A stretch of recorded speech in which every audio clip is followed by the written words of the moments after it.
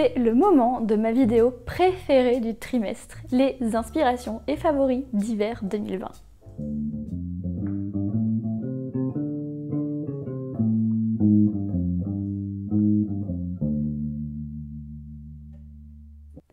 Bonjour et bienvenue, merci infiniment d'être là aujourd'hui.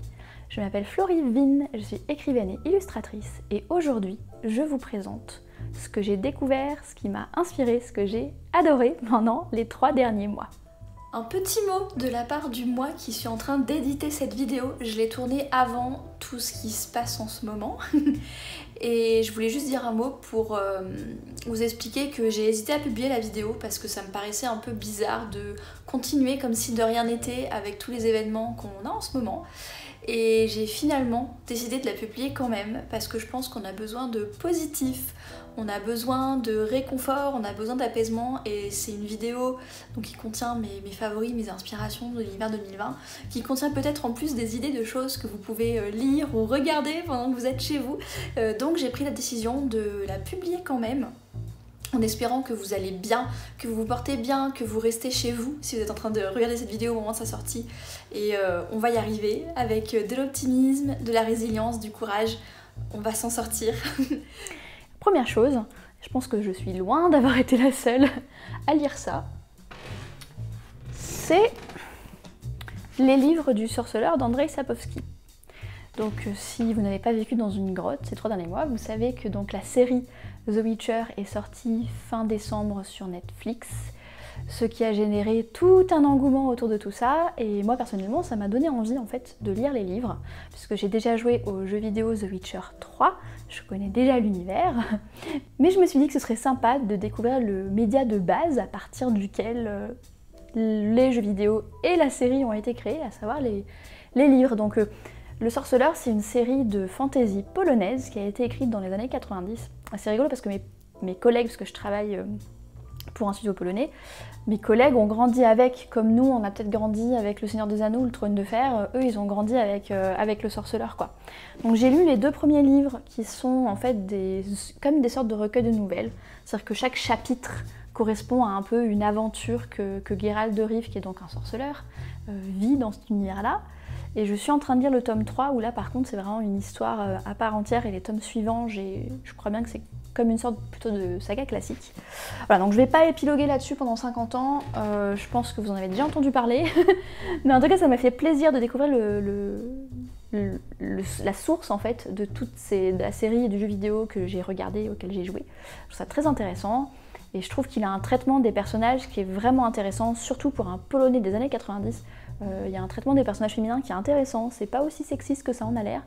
Et j'ai vraiment trouvé ça chouette et ça m'a énormément inspirée pour créer à mon tour alors c'est pas de la fantasy, c'est plus de la science fantasy, un peu façon Final Fantasy VII, vous voyez, mélange magie, épée et puis science-fiction quoi. Mais ça m'a inspirée en termes de format, pour le format nouvelle, de créer des histoires un petit peu longues que je rassemble dans un recueil taille roman, mais où le roman contiendrait 2-3 histoires comme ça, 2-3 anecdotes, missions, enquêtes, traques, etc. Enfin, je trouve le format intéressant en fait en tant qu'autrice, et donc j'ai écrit une première nouvelle là que je suis en train de terminer sur un format de ce type là, voilà, donc ça a été aussi une inspiration pour moi en tant qu'autrice. Deuxième source d'inspiration ce trimestre, c'est la série The Good Place. Donc j'avais déjà regardé la série par ailleurs parce que là, je crois que c'est saison 4 ou 5, un truc comme ça, enfin voilà, je connais depuis plusieurs années. Mais ils ont sorti la toute dernière saison et le final là ces dernières semaines. Donc du coup on a regardé ça avec mon mari et ça m'a vraiment renforcée dans l'idée que j'adore cette série. Moi qui ne suis pas du tout adepte de séries un peu comiques comme ça, avec des épisodes de 20 minutes, et puis du comique de situation, des choses comme ça, moi c'est pas trop mon genre à la base, mais j'ai vraiment adoré cette série, notamment pour toutes les réflexions philosophiques qu'il y a derrière. Et d'ailleurs, en lisant un peu des choses sur le sujet, j'ai appris que le showrunner, donc le gars en charge du scénario et de la série, est en fait un grand fan de philosophie et qui s'est vraiment documenté et qui a un vrai travail de recherche derrière l'élaboration de ces trucs-là. Et il aborde des questions morales, notamment comment on juge les humains et qu'on juge qu'ils méritent d'être au bon endroit ou au mauvais endroit. Sans vous spoiler, hein, c'est un point clé de la série, puisque la prémisse de base, si vous ne connaissez pas du tout, c'est Eleanor Shellstrop, une nana qui meurt, qui débarque au bon endroit. Donc on lui explique comment fonctionne le bon endroit, etc. etc. et qui découvre qu'elle est là par erreur, et qu'en fait c'est pas la bonne Eleanor Shellstrop qui est là, et en fait qui est un petit peu dans la merde, puisque du coup elle est là à la place de quelqu'un d'autre, et tout commence comme ça. Donc c'est vraiment une série autour de toutes ces choses-là, de la vie après la mort, de qu'est-ce qui fait qu'on mérite d'être au bon endroit ou pas, etc. Et il y a des vraies questions de morale philosophique derrière qui sont super intéressantes et qui passent crème, parce que c'est une série qui est comique, qui est humoristique, c'est hyper clair, hyper compréhensible, enfin, c'est un vrai bonheur, quoi, j'adore. Donc je vous invite à découvrir, si vous ne connaissez pas déjà, la série The Good Place. Le troisième élément dont je voulais vous parler, et dont je parlerai plus en détail, je pense, dans une bulle nomade et probablement dans d'autres vidéos YouTube à l'avenir, à mesure que je pratique tout ça, c'est le livre sur l'alimentation intuitive. Moi je l'ai acheté en anglais, Intuitive Eating, mais c'est un bouquin qui a plus de 20 ans, donc je pense qu'il existe aussi en français. J'ai découvert ça grâce à une vidéo de la chaîne Pick Up Limes, que je vous mettrai en lien dans la description, mais elle est en anglais. Et j'ai beaucoup aimé la manière dont elle a présenté les choses, puisque c'est donc écrit par 2 nutritionnistes, qui sont donc des professionnels de la santé, mais c'est pas une méthode de régime. C'est pas un truc qui dit « suivez mon programme à la lettre comme ça, et vous allez maigrir, et vous allez voir, c'est révolutionnaire ». Donc vous savez que j'aime pas trop ce discours recette magique, un peu marketing, j'en ai parlé à propos d'autres bouquins par le passé, j'aime pas trop ça. Et là, c'est pas du tout une approche comme ça, c'est au contraire une approche de ce qui se passe dans la tête, un peu ce que Arthur Schopenhauer appelle la qualité de conscience. C'est une approche où on réfléchit à notre perception de la nourriture, notre perception de notre corps, de notre rapport à la nourriture, des croyances qu'on a autour de la nourriture, que ce soit des croyances qu'on a internalisées nous, qui viennent de notre éducation ou qui viennent de la société, parce qu'on est quand même dans une société qui est très très très toxique à ce niveau-là, où on a des images de corps absolument impossibles au niveau de la minceur, de la jeunesse et compagnie, où on n'arrête pas de nous bombarder de conseils nutritionnels. Un coup c'est le gras qui est pas bon, un coup c'est le sucre qui est pas bon, un coup c'est la viande rouge qui est pas bonne, et là on parle pas d'éthique animale, hein, on parle vraiment purement nutritionnel. Un coup c'est le fromage qui est pas bon, un coup faut boire plein d'eau, mais un coup faut pas boire trop d'eau, enfin bon. Et en fait tout cet environnement-là crée pour nous tous et toutes, hein, un rapport malsain à la nourriture et un rapport malsain à notre corps. Un rapport problématique en fait, c'est-à-dire qu'on a perdu le lien avec nos besoins physiques, avec nos sensations de faim, de satiété, avec le plaisir alimentaire aussi. Il y a pour beaucoup de types d'aliments et beaucoup de personnes, il y a une culpabilité qui vient se rajouter et qui empêche de vraiment profiter de ce qu'on mange. Et donc tous ces trucs-là, c'est des choses qui nous empêchent finalement de mener une vie saine, puisque ça nous crée un rapport à la nourriture et un rapport à notre corps qui est malsain. On va faire des régimes, on va se priver du coup des nutriments dont le corps a besoin, on va mettre en danger notre santé, on va se sentir mal dans notre corps, on va culpabiliser, enfin voilà. Et donc ce que je trouve intéressant, c'est que donc, cette méthode de l'alimentation intuitive, c'est une méthode qui remet tout ça à plat. Qui remet à plat toutes nos croyances autour de la nourriture, autour de notre corps, etc. pour instaurer un rapport beaucoup plus sain à tout ça. Donc là, je ne vais pas vous le présenter en détail dans cette vidéo-là. Le seul point que je veux aborder, c'est que j'aime beaucoup leur définition de ce qu'elles appellent healthy eating, donc manger sainement. Et pour elles, manger sainement, c'est à la fois donc, manger des aliments qui sont sains, qui sont nutritifs, qui apportent, qui comblent en fait les besoins en nutriments du corps, etc., etc. Donc vraiment tout le côté diététique, nutritionnel de ce qu'on met effectivement dans notre corps, c'est une première chose. Mais pour elles, il y a aussi un aspect indispensable de la bonne santé alimentaire, qui est un rapport sain psychologiquement à la nourriture. Et je trouve ça très impressionnant, et ça rejoint ce que je vous disais la semaine dernière dans le bilan Opération Porte-Monnaie Zippée des 2 premiers mois, où je vous disais que j'ai découvert un besoin de reconnexion à mon corps et de me sentir mieux dans mon corps, etc. Et l'alimentation intuitive fait partie des outils que j'utilise pour combler ce besoin, autrement qu'en achetant des vêtements et des bijoux. Quatrième chose que je voulais partager avec vous aujourd'hui, c'est ce livre. Je vous ferai, il est énorme ce machin, je vous ferai un plan de coupe pour vous montrer un petit peu quelques pages du livre, parce que là ça va être très compliqué pour moi de vous le montrer comme ça. Donc c'est un livre qui s'appelle La botanique pour les artistes par Sarah Simblett, qui est publié par Erol en français. Donc là j'ai acheté la version française, écoutez. Voilà, alors la 4e de couve dit « Découvrez un monde végétal fascinant grâce à cet ouvrage remarquable. Les dessins de Sarah Simblett mettent à nu cet univers du vivant, de l'infiniment petit au spectaculairement grand. Des photographies d'une précision époustouflante vous révèlent les 1001 secrets anatomiques d'une nature somptueuse et étonnante. Une leçon de maître pour tous ceux qui souhaitent s'initier au dessin botanique. Alors ça c'est un cadeau d'anniversaire, c'est mon mari qui me l'a offert. Et en fait, je ne sais pas si vous vous rappelez, je crois que c'est en vidéo, que je vous ai parlé de l'imitation, l'influence et l'inspiration. Et que pour moi, il y a un peu une sorte de cheminement quand on crée des choses. On va commencer par apprendre en imitant, ensuite on va se laisser influencer par différentes choses, et on va élargir nos inspirations au fur et à mesure, et plus on élargit nos inspirations, plus on affine notre propre style à nous. Et en fait, dans mon art illustratif, donc je fais de l'aquarelle et de l'encre si vous ne savez pas, ça fait un peu plus d'1 an maintenant que je pratique l'aquarelle vraiment dans le but de m'améliorer, de créer des œuvres et que ce soit un art qui fasse partie de ma palette créative d'artiste. Et en fait pendant très longtemps, enfin pendant l'année 2019, parce que je suis autodidacte, je me suis surtout appuyée sur l'imitation et l'influence. C'est-à-dire que j'ai pris des cours d'aquarelle, des tutos, je continue à le faire, hein, aussi bien YouTube, Skillshare, des cours payants que j'ai payés par ailleurs. Et puis pareil, je suis beaucoup d'artistes sur Instagram et je continue de les suivre. Et j'ai rassemblé un petit peu les aquarelles qui m'inspirent, mais on reste dans le domaine de l'aquarelle. Et en fait récemment, j'ai ressenti le besoin d'élargir mes inspirations pour commencer à vraiment trouver mon style. Pour info, je fais ma première atelier d'aquarelle et expo de mes œuvres le week-end du 21 mai. Je suis comme ça. Et je pense que ça fait aussi partie de cette démarche où les toiles que j'ai envie d'exposer, j'ai envie que ce soit, même si c'est encore le début de mon style, parce que quand vous regardez, mettons dans les musées, que vous avez des rétrospectives d'artistes, vous voyez l'évolution de leurs œuvres au fil des années, le style il évolue tout le temps en fait. Mais même si c'est les balbutiements de mon style, je veux que ce soit mon style.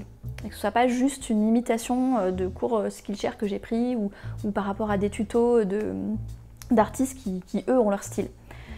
Et donc, dans ce cadre-là, je me suis rendu compte qu'une énorme source d'inspiration possible, c'est ce genre de beaux livres en fait. Des livres qui ne sont pas forcément des livres de cours d'aquarelle, qui ne représentent pas forcément des aquarelles, mais qui parlent d'un sujet et qui rassemblent des photographies, des lithographies, des œuvres d'art, des choses comme ça, dans différents styles. Et la botanique est un sujet qui m'inspire déjà parce que j'ai envie de dessiner un peu en mode herbier les plantes, les aromates, les légumes, les fruits, les fleurs de saison dans le cadre du projet 24 saisons. Donc le projet 24 saisons, je vous en ai parlé dans une autre vidéo début 2020 si vous avez envie de savoir de quoi il s'agit. Donc voilà, déjà par rapport à ce projet-là, j'ai envie de mieux savoir dessiner les herbes et les plantes. Et deuxième chose, pour justement injecter un petit peu mon univers à moi dans tout ça, j'ai l'intention de créer un herbier de plantes extraterrestres. Donc d'inventer des plantes vraiment de mon imagination. Et pour être capable de faire ça de manière intéressante, eh bien, il faut que je sois en mesure de comprendre comment les plantes sont conçues, comment dessiner une plante pour pouvoir ensuite associer de manière un petit peu imaginative différentes formes de plantes. Donc du coup, si je veux créer ces fameuses plantes imaginaires, ces fameuses plantes extraterrestres, je pense que ce beau livre va être très intéressant. Et de manière générale, dans les semaines et les mois à venir, je pense que je vais acquérir davantage de beaux livres de ce type-là, pour pouvoir élargir mon champ d'inspiration et vraiment continuer à ciseler et affiner mon style. Ensuite, inspiration suivante que je voulais partager avec vous, je vais vous insérer des visuels pour pouvoir vous le montrer parce que je ne vais pas vous le montrer d'ici, c'est le petit coin méditation que je me suis installé. Donc j'ai remonté un meuble dans lequel on avait mis des chaussures sous la verrière, il est juste à côté de moi là. Et en fait, j'ai décidé de mettre en place une routine de méditation dans mon quotidien, pour différentes raisons, notamment pour, comme je vous en parlais la semaine dernière dans mon petit bilan porte-monnaie zippé, pour me reconnecter avec mon corps et me réincarner dans mon corps et me sentir bien dans mon corps, etc. Donc être capable de mieux saisir mes sensations physiques et être à l'écoute de moi-même, mais aussi par rapport à mon thème de l'année 2020 qui est de savourer. Et je me suis rendu compte que un élément essentiel de savourer ce qui nous arrive, ce qu'on est en train de vivre, c'est d'être 100% présent, d'être là en fait. Et donc la méditation est une pratique qui aide énormément à être davantage à l'écoute de soi, davantage à l'écoute des sensations, etc. Mais aussi une pratique qui aide donc à être davantage dans le présent. Donc j'ai décidé de mettre en place cette petite habitude, cette petite routine. Et donc pour rendre cette routine agréable, que ce soit pas une espèce de tâche relou à cocher le matin alors que je suis occupée, que j'ai pas que ça à foutre, etc. Mais vraiment m'en faire justement un petit rituel dont je profite, que je savoure, j'ai décidé de mettre en place un petit coin méditation. Et que ce petit coin méditation soit vraiment un coin bien-être, retour à moi, inspiration, un coin positif, un coin inspirant. Et alors pour l'instant je suis au tout début de l'expérimentation, mais jusqu'à présent, grâce à ce petit coin méditation, j'ai réussi à méditer tous les jours. Ensuite, inspiration suivante, là c'est en rapport avec mon art d'autrice et d'écrivaine. C'est que, alors jusqu'à présent j'ai énormément écrit de romans, de l'imaginaire, donc vraiment de la fiction pure. J'ai un roman fantastique de surnaturel qui se passe à Paris, une enquête surnaturelle qui est chez les éditeurs. J'ai écrit plusieurs trucs de space opéra qui n'ont pas été envoyés mais qui ont servi d'expérimentation pour justement raffiner mon style, etc. Mais par contre, j'ai pas beaucoup travaillé ces dernières années sur l'autre aspect de l'écriture qui est l'aspect autour de la poésie, autour des petites listes de jolies choses, autour de tout ce qui est essai de non-fiction créative, les petites scènes de vie, les petits moments, toutes ces choses-là. Donc dans le cadre du projet 24 saisons, il y a tout un pan écrit qui est justement autour de ce médium-là, autour de petits articles, de petits essais créatifs, de petites nouvelles peut-être, de fiction autour de scènes de vie, ce genre de choses-là. Et j'ai donc décidé de m'inspirer de différentes choses pour nourrir cette inspiration-là sur cet outil-là de ma boîte à outils créative d'artiste. Alors à la base, je m'étais inspirée de Philippe Delerme, qui a écrit notamment un livre qui s'appelle « La première gorgée de bière et autres plaisirs minuscules de la vie », je crois, ou « Autres plaisirs minuscules tout court », que j'avais beaucoup aimé. Mais Philippe Delerme, au fil des années, j'aime de moins en moins ce qu'il écrit. Et puis de toute façon, c'est pas bon de s'inspirer que d'une seule personne, parce que du coup, ça devient de l'influence, et une influence qui se voit trop. Je suis la première à promouvoir l'idée auprès des autres artistes de multiplier les inspirations. Donc j'ai décidé de multiplier les inspirations, et je vous avais parlé la dernière fois d'un recueil comme ça de Benoît Rice qui s'appelle Notes découpées du Japon, où c'est des scènes de vie en fait au Japon que j'ai adoré. Ça m'a fait penser à mon Japon de l'époque où j'y habitais. Je m'y suis vue, j'ai vraiment trouvé ça mais trop chouette. J'ai bien aimé le fait qu'il présente les choses avec curiosité et sans jugement. Et qu'il nous présente une scène comme ça, avec une émotion qui est plus sous-entendue que vraiment explicitée, ce que je trouve très bien aussi avec une sorte de retenue. Et en même temps quelque chose de simple, quelque chose d'hyper poignant. Enfin voilà, j'ai vraiment adoré. Et je me suis dit, il faut que je continue les inspirations dans ce goût-là.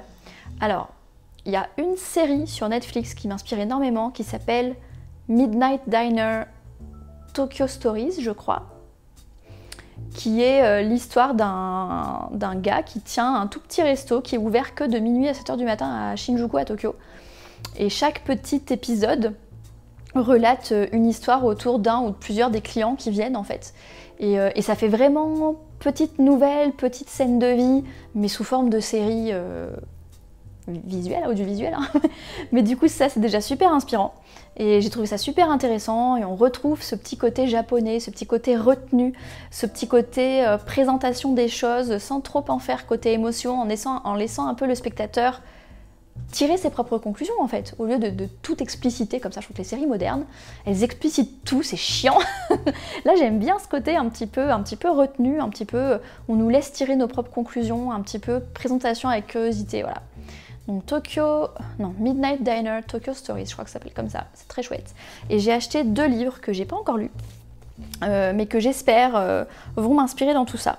Donc le premier c'est Histoire jamais entendue dans un sushi bar au Japon par Masayo Kokonoke. Donc c'est une série de nouvelles et du coup c'est de la fiction, mais c'est de la fiction type un peu comme Midnight Diner je pense, c'est de la fiction autour d'un lieu comme ça, autour de scènes de vie, etc. Donc je ne l'ai pas encore lu, je vous dirai ce que j'en pense peut-être au prochain trimestre, mais j'espère que ça va m'inspirer. Et le deuxième livre que j'ai acheté pour m'inspirer dans cette veine-là, c'est Haïku de mes comptoirs par Jean-Marie Gouriot. Donc là c'est intéressant parce que c'est un auteur français. Je me suis dit je vais pas que non plus aller dans les trucs japonais. Au Castor Astral. Voilà, Castor Astral qui fait des éditions que je trouve vraiment très chouettes. Enfin, franchement je suis refaite, j'adore. Et donc il n'y a pas que des haïkus. Donc les haïkus c'est des poèmes courts japonais et c'est effectivement la forme de poésie que je pratique le plus. Donc il y en a. il y a quelques haïkus, mais il n'y a pas que ça. Il y a des textes plus longs, là vous voyez, celui-là il fait plusieurs pages, par exemple. Il y a des bouts de dialogue, il y a des listes, enfin il y a plein de petites choses, plein de petites notes découpées justement. Et je me suis dit tiens ça va être cool pour m'inspirer. Donc je vais le lire et pareil je vous dirai ce que j'en pense. Et alors c'est rigolo parce que les 3 trucs que je vous ai proposés là, ça tourne autour du même domaine qui sont les comptoirs de café et de restaurant, hein, parce que sushi bar, haïku de mes comptoirs et midnight diner, donc restaurant de minuit. Il y a comme un petit thème commun qui m'inspire, comme dirait l'autre. Voilà, donc j'espère que ça va m'inspirer, j'espère que ça va m'enrichir en tant qu'artiste, en tant qu'autrice. Et j'espère que du coup j'aurai des super choses à vous présenter dans le cadre du projet 24 saisons, dans mes propres créations, grâce à cette inspiration. Enfin, dernier élément que je voulais vous présenter dans mes inspirations, mes favorites, etc. du premier trimestre, c'est tout simplement que j'ai commencé à tenir un sketchbook. Alors... je sais que les artistes, c'est quelque chose de très classique d'avoir un sketchbook et les artistes sur YouTube en parlent énormément, donc effectivement je suis en train de réinventer la poudre. Mais le fait est que jusqu'à présent, j'ai jamais trop ressenti le besoin d'avoir un sketchbook. C'est-à-dire que j'ai plutôt des feuilles volantes sur lesquelles je pratique les tutos, les cours que je prends, etc. Des trucs type carte postale pour faire mes petites aquarelles, etc. J'ai jamais ressenti le besoin d'avoir un sketchbook. J'ai essayé d'avoir un carnet de voyage pour la Crète et pour l'Auvergne, en utilisant des petits carnets que j'ai pas réussi à remplir jusqu'au bout, parce que je pense que c'est un peu la pression de remplir un carnet entier sur un seul voyage. Et là, ce qui s'est passé, c'est que dans le cadre de justement, comme je vous disais, par rapport au bouquin de botanique, j'ai envie d'affiner mon style à moi. Je vous en reparlerai de ça, je pense que je vais vous faire une vidéo spéciale sketchbook et le lien entre l'inspiration et la création. Mais pour faire court, je me suis rendu compte que c'est en pratiquant, en dessinant, en déclinant un même sujet ou un même thème de manière différente, sans avoir forcément une photo de référence, mais peut-être commencer par une photo de référence, ou commencer par un cours Skillshare, ou commencer par une vidéo YouTube, et puis faire des variations personnelles sur tout ça. Et je me suis dit que le support idéal pour faire ce genre de variation personnelle, c'était un sketchbook. Donc je me suis pris un des carnets B6 que j'ai acheté à l'époque où j'ai changé mon bullet journal pour le mettre en B6. Si ça vous intéresse, la boîte, enfin le shop sur lequel je les ai achetés s'appelle Chelsea Paper Company, je crois. Et ils font tout un tas de carnets où en fait on peut personnaliser la taille du carnet, la couverture du carnet et les pages intérieures, aussi bien côté épaisseur que côté est-ce qu'on les veut vides ou est-ce qu'on veut des lignes, des pointillés, des carrés, des machins. Et donc j'avais commandé un papier aquarelle un peu fin, je crois que c'est 220 grammes par mètre carré, alors que normalement l'aquarelle c'est au moins 300 grammes par mètre carré. Mais l'avantage c'est que ça fait un carnet qui prend un petit peu moins de place, mais qui a un papier plus résistant que les sketchbooks habituels, les carnets de croquis habituels qui sont souvent avec du 120 ou du 140. Où là pour le coup pour l'aquarelle c'est pas possible, c'est des papiers qui sont trop fins, qui absorbent mal l'eau, qui se mettent à gondoler, voire qui se percent. Et moi je fais beaucoup notamment tout ce qui est autour des lunes, des planètes et tout, c'est des choses où on mouille le papier et on vient remettre de la peinture mouillée sur le papier mouillé. Et donc si on n'a pas du papier à aquarelle, si on n'a pas du papier résistant, ça marche pas.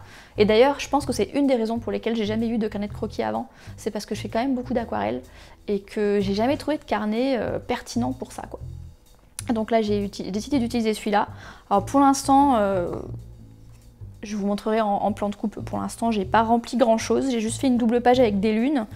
Mais j'ai adoré, ça a énormément ouvert mon inspiration et après j'ai peint des lunes, des études de lunes pour l'exposition que je vais faire en mai. Donc ça m'a donné des idées de lunes dans mon style à moi, donc ça a été hyper efficace ce sketchbook. Donc j'ai décidé de continuer, de me fixer l'objectif de remplir au moins 2 pages par semaine, plus si j'ai envie, pour pouvoir justement affiner mon style et travailler sur mon style. Donc dernière chose qui m'a inspiré ce trimestre, l'ouverture d'un sketchbook. Et voilà, on arrive à la fin de mes inspirations favoris du premier trimestre 2020, donc de l'hiver 2020. J'espère que ça vous a plu, j'espère que parmi tout ça, il y a des choses qui vous ont inspiré, qui vous ont intéressé, qui ont attisé votre curiosité. Si vous avez des suggestions à me faire, de choses qui pourraient me plaire, ou si vous avez des questions, si vous avez envie que j'approfondisse certaines choses, que je reparle de certains de ces trucs-là, n'hésitez pas à me le dire en commentaire sous la vidéo, ou bien sur hello@floryteller.com par mail, ou sur les réseaux commerciaux, principalement Instagram où je suis Floryteller. En attendant, merci infiniment d'avoir parcouru ces inspirations et favoris avec moi aujourd'hui. Je vous souhaite une belle journée, une excellente soirée, et à la prochaine.